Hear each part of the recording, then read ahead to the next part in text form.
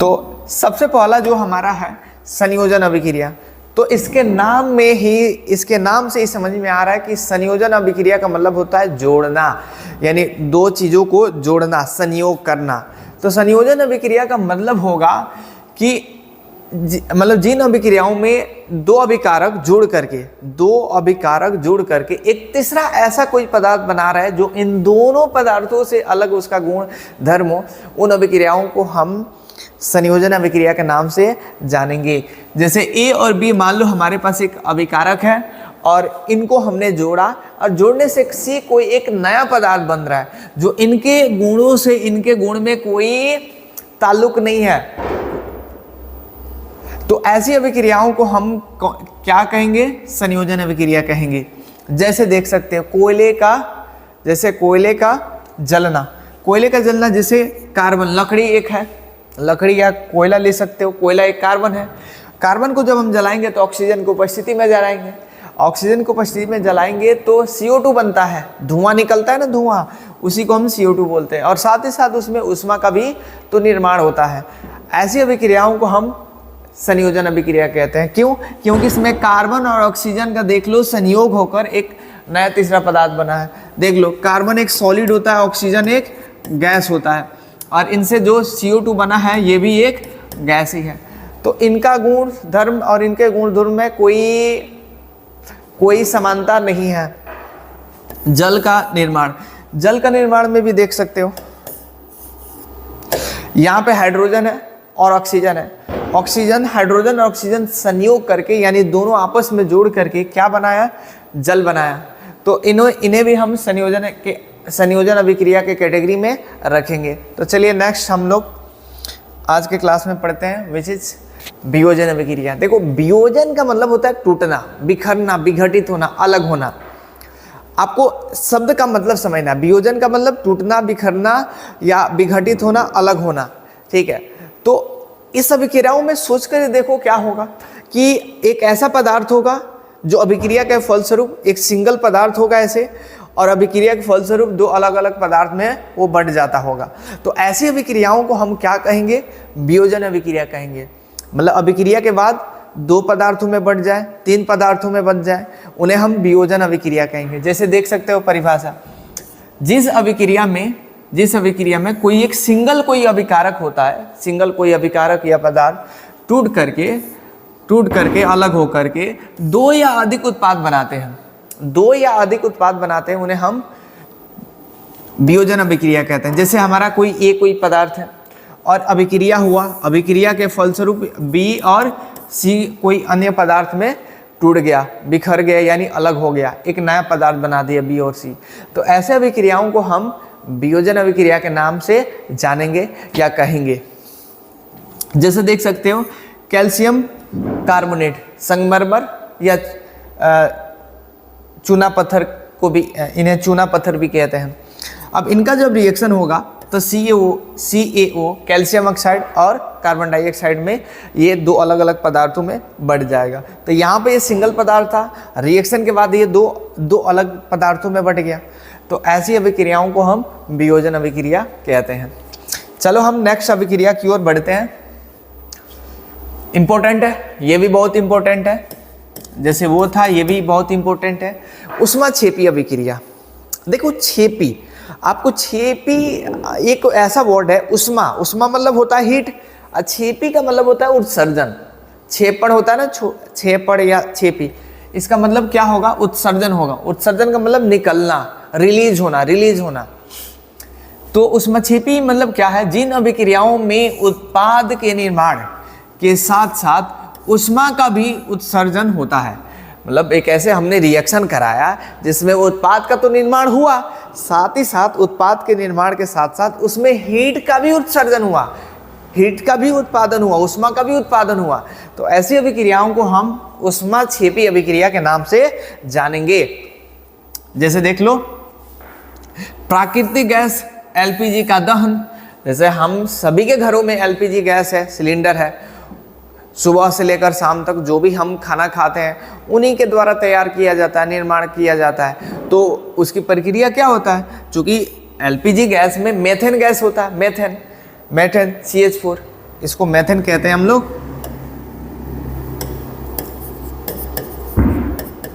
ठीक है, अब मेथेन गैस, उसमें और भी मेथेन, एथेन और भी अन्य उसमें कंपोनेंट होता है, लेकिन प्राय सबसे ज़्यादा मात्रा मेथेन का होता है। तो मेथेन को ऑक्सीजन के साथ रिएक्शन कराएंगे, ऑक्सीजन तो हमारे वायुमंडल में चारों ओर है, तो क्या बनेगा, कार्बन डाइऑक्साइड बनता है। कार्बन डाइऑक्साइड जिन्हें हम धुआं के नाम से जानते हैं, धुआं बनेगा। ठीक है, और धुआं बनकर ये क्या होगा, आसमान में उड़ जाएगा। और साथ ही साथ जल भी बनता है। हालांकि जल तो ये भी भाप बनकर ये भी उड़ जाता है। ठीक है, और प्लस में ऊष्मा, ये इंपॉर्टेंट चीज़ है। और इस ऊष्मा के वजह से ही भोजन बनता है, इस भोजन को तैयार किया जाता है। ठीक है, इसी ऊष्मा, इसी हीट की वजह से भोजन बनता है। श्वसन को ऊष्माक्षेपी अभिक्रिया कहते हैं। इंपॉर्टेंट ये क्वेश्चन।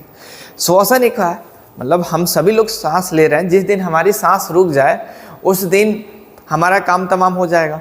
अब देखो, श्वसन को ऊष्माक्षेपी अभिक्रिया का सवाल पूछा जा सकता है बोर्ड एग्जाम में कि श्वसन को ऊष्माक्षेपी अभिक्रिया क्यों कहते हैं, तो आप लॉजिक लगा सकते हो। देखो चूंकि एक बार मैं आज भी पढ़ाया और पढ़ाने के बाद मैं कैमरा ऑन ही नहीं किया था, तब मुझे याद आया कि कैमरा को ऑन भी करना है, इसलिए ये ऑलरेडी लिखा हुआ है। चलो कोई बात नहीं, सिंगल हूँ, दूसरा कोई पर्सन यहाँ पे है नहीं, इसलिए थोड़ा बहुत प्रॉब्लम आ रहा है। चलो अब देख लो, भोजन मतलब ग्लूकोज। हम जो भी खाना खाएंगे हमारे पेट में जाकर वो भोजन जो होगा इस फॉर्म में होगा, ग्लूकोज के फॉर्म में होगा, जिन्हें C6H12O6 कहेंगे। और जब हम सांस लेंगे तो सांस के द्वारा ऑक्सीजन जाएगा वहाँ तक, और ये जो ग्लूकोज होगा C6H12O6 ये ऑक्सीजन के साथ रिएक्ट करेगा, और रिएक्ट करने के साथ तीन चीज़ बनाएगा। सबसे पहले कार्बन डाइऑक्साइड बनाएगा, वो हम सांस छोड़ने के दौरान नाक से मुंह से बाहर निकाल देंगे। दूसरा बनाएगा जल, ठीक है, और तीसरा बनाएगा ऊष्मा। भाई साहब, यही जो ऊष्मा होता है, खाना और ऑक्सीजन के साथ रिएक्शन के फलस्वरूप जो ऊष्मा बनता है, हमारे शरीर में एनर्जी रहता है। अभी मैं पढ़ा रहा हूँ, मैं खाया हूँ और वो खाने से ये ऊष्मा बना, इसी वजह से मैं पढ़ा रहा हूँ।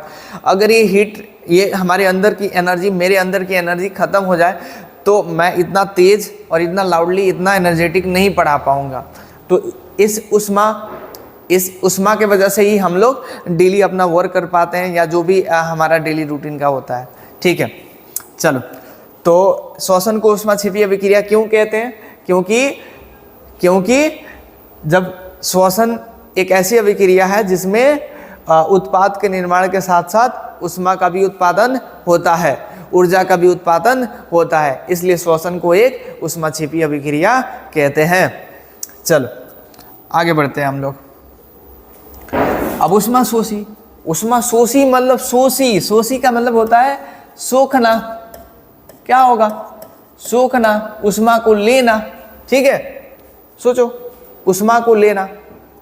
तो एक ऐसी अभिक्रिया जिसमें ऊष्मा को लेने के बाद वो बनता हो या अभिक्रिया होता, उन्हें हम ऊष्माशोषी अभिक्रिया कहेंगे।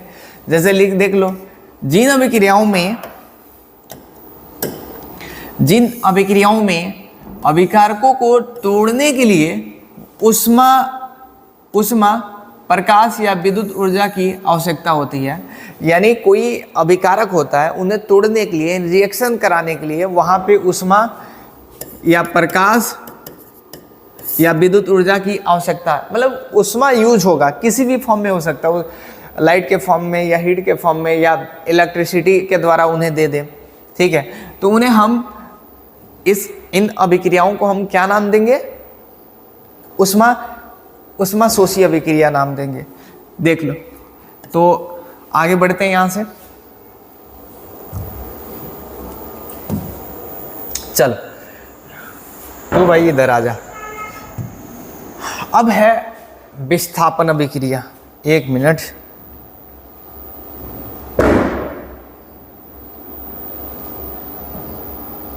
हाँ, उसके बाद आ गया विस्थापन अभिक्रिया। देखो, विस्थापन आपको समझना है तो ध्यान से समझिए। मतलब विस्थापन का मतलब होता है ये रंगदारी करना। आसान से भाषा में, भोजपुरी में समझ लो, रंगदारी करना। जैसे मान लो तुम बेंच पे बैठा है, ठीक है, तुम ऑलरेडी पहले से बैठा है और एक ऐसा लड़का आया जो तुमसे बलवान है, तुमको वहाँ से हटाया, वहाँ पे बैठ गया, तो वो क्या किया, तुम्हें वहाँ से, मतलब जो दूसरा पर्सन आया था तुम्हें हटा दिया, वो तुम्हें विस्थापित कर दिया वहाँ से, ठीक है। तो वो क्यों विस्थापित किया, क्योंकि वो तुमसे ज़्यादा ताकतवर था, तुमसे ज़्यादा बलवान हो सकता है, तुमसे मतलब किसी ना किसी फॉर्म में तुमसे बलवान होगा, इसलिए तुमको वहाँ से हटा दिया। तो अभिक्रिया में भी वही चीज़ होता है। मान लो दो कोई कंपाउंड है, अगर एक दूसरे से ज़्यादा अभिक्रियाशील है तो एक क्या करता है, दूसरे को वहाँ से हटा करके खुद उसके साथ कंपाउंड बना लेता है। जैसे हम देख सकते हैं, जैसे Fe है लोहा और कॉपर में देखा जाएगा तो लोहा कॉपर से बहुत ज़्यादा क्रियाशील धातु है, लोहा कॉपर से ज़्यादा क्रियाशील धातु है। तो यहाँ पे देख सकते हो, जब लोहा को कॉपर सल्फेट के विलयन में जब हम डाल देंगे तो कॉपर के साथ कौन है जी, कॉपर के साथ SO4 है। अब ये क्या करेगा, लोहा इस कॉपर को यहाँ से हटाएगा, अभी बताया ना, चूंकि लोहा कॉपर से ज़्यादा अभिक्रियाशील धातु है तो इनको ये हटाएगा, और हटाएगा तो ये इसके साथ आ जाएगा। देख लो, कॉपर सल्फेट को हटा गया, ये बेचारा अकेला कहीं पड़ा हुआ है, और खुद ही क्या बना लिया, फेरस सल्फेट बना लिया। अब ऐसा क्यों है, अब कॉपर सल्फेट का रंग नीला होता है, और जब उसमें लोहा के कील को मिला दिया जाता है तो उसका रंग नीला से हरा हो जाता है, ठीक है। तो समझ लो परिभाषा भी, जिस अभिक्रिया में अधिक क्रियाशील तत्व कम क्रियाशील वाले तत्व को उसके यौगिक से विस्थापित कर दे उसे विस्थापन अभिक्रिया कहेंगे। इजी है, वे एक ऐसी अभिक्रिया जिसमें अधिक क्रियाशील वाले जो धातु है या तत्व है वो कम क्रियाशील वाले को वहां से हटा दे, ठीक है, तो ऐसी अभिक्रियाओं को विस्थापन अभिक्रिया कहेंगे। जैसे देख सकते हो, फेरस ज़्यादा अधिक क्रियाशील है तो उसने कॉपर को हटा दिया और खुद ही बना लिया एक कंपाउंड, ठीक है, फेरस सल्फेट। ये भी देखना, ऑब्जेक्टिव में पूछा जाता है, लॉन्ग टाइप में पूछा जाता है। यहाँ से एक क्वेश्चन बन सकता है कि जब लोहे के कील को कॉपर सल्फेट के विलयन में डालते हैं तो कॉपर सल्फेट का जो विलयन का रंग होता है क्यों बदल जाता है। ऐसा इसलिए होता है कि कॉपर सल्फेट विलयन का रंग पहले नीला होता है, और जब उसमें लोहे का कील मिलाया जाता है तो लोहा का जो लोहा होता है वो कॉपर को वहाँ से विस्थापित कर देता है और खुद फेरस सल्फेट बना देता है, इसलिए विलयन का रंग बदल जाता है, नीला से हरा में बदल जाता है। ये भी क्वेश्चन पूछा जाएगा, या ऐसे भी क्वेश्चन इसमें आ जाएगा कि फेरस सल्फेट का रंग कैसा होता है ऑब्जेक्टिव में, तो हरा, कॉपर सल्फेट का रंग नीला होता है। चलो आगे बढ़ते हैं, आई होप आपको अच्छे समझ में आ गया होगा, मतलब इससे रिलेटेड जितना टॉपिक बा। चलो द्विविस्थापन अभिक्रिया, अब देख लो भाई साहब, द्विविस्थापन, एक में क्या, एक ज़्यादा एक दूसरे से, एक जो पर्सन था दूसरे से ज़्यादा बलवान था तो दूसरा आया उसको वहाँ से हटा दिया। अब इसमें ये होगा कि भाई द्विविस्थापन में दोनों तरफ से ये होगा, ठीक है। देखो मतलब क्या होगा कि जिस अभिक्रिया में उत्पाद का निर्माण दो यौगिकों के बीच आयनों के आदान प्रदान से होता हो उसे हम द्विविस्थापन अभिक्रिया कहेंगे। जैसे देख सकते हो, जैसे यहाँ पर Na2 देख सकते हो, सोडियम है, यहाँ पर बेरियम है, यहाँ पे ये बेरियम है, यहाँ पे ये सोडियम है। अब हुआ क्या है, अब यहाँ पे दोनों ओर से विस्थापन हो रहा है, एक कोई विस्थापित नहीं कर रहा है। अब ये कॉपर क्या करेगा, यहाँ से इसको विस्थापित कर देगा, यूं कह ले कि सोडियम क्या करेगा, इस बेरियम का जगह ले लेगा और बेरियम इसका जगह ले लेगा। देख लो, जब सोडियम इसका जगह ले लिया, जब सोडियम बेरियम का जगह ले लिया तो क्या बनाया, सोडियम क्लोराइड बना दिया। सोडियम इसका जगह ले करके इसको यहाँ से हटा दिया और इसकी जगह पर आ गया, और ये इसके जगह पे आ गया, और यहाँ इसके जगह पर ये आया तो बेरियम सल्फेट बना दिया और यहाँ पर NaCl बन गया। आई होप आपको समझ में आया होगा। तो इसमें क्या होता है, आयनों का अदला बदली हो जाता है दोनों तरह से, इसलिए इनको हम द्विविस्थापन कहते हैं। हालांकि इसको एक और नाम से जानते हैं, उभय विस्थापन अभिक्रिया, उभय विस्थापन अभिक्रिया। चल नेक्स्ट, उपचयन और अपचयन अभिक्रिया। उपचयन और अपचयन अभिक्रिया सबसे पहले मिला लेना।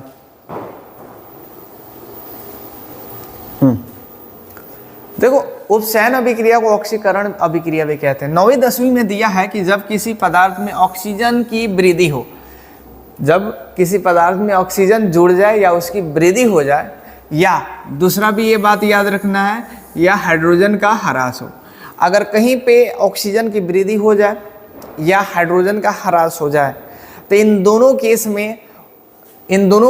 में जो अभिक्रिया होता है उन्हें हम उपचयन या ऑक्सीकरण कहते हैं।